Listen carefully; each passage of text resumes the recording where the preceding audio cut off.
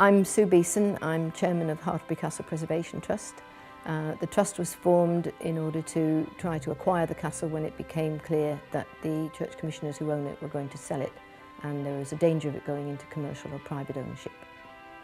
When it became clear that the church commissioners were going to vacate the property and put it on the market, the main concern was to try and keep the Hurd Library located here, and there was a fear that it would be moved.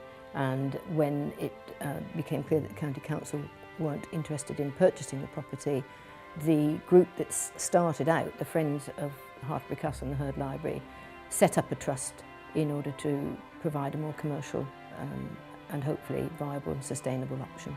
Well, the castle's been the home to the bishops of Worcester for the last 800 years, but there has been a house on the site for a lot longer than that. The chapel here is particularly special, and in its present form, it's been like that since the middle of the 18th century, when Bishop Isaac Maddox had it converted, and he had a young man called Keane, who was only 22 at the time, an up-and-coming young architect, and he actually designed it, and I think you'll find it's probably one of the nicest rooms in the place. It's basically a medieval building and had lots of alterations and additions, particularly in the 18th century when Bishop Hurd built the library here to house his collection of books, which is a very important collection. He has books which belong to people like Alexander Pope. It's a gentleman's library, and it's quite unique in the fact that as far as scholar bishops were concerned, it's the only one of its kind. And the room was actually built, not just the bookcases, but the whole room was built to house this library. So we're very proud to have it here and very keen to preserve it.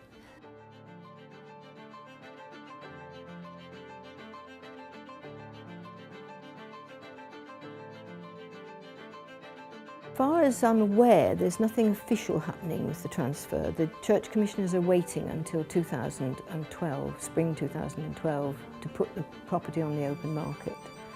So our timeline's pretty accelerated, to be honest, because we got word that the library's going to be moved, so we're using a really nice support map produced by an organisation called the ATU, a pre-feasibility study which we're going to get support from our conservation architects with. Are we going to be a viable venture? And those are the gaps we're trying to fill in quite rapidly, because we're actually trying to get a stage 1 lottery submission in September. And if we don't get it in September, we may not make the time for stage 2, and we may not actually make the acquisition. So it's a very compressed timeline, but an awful lot to do.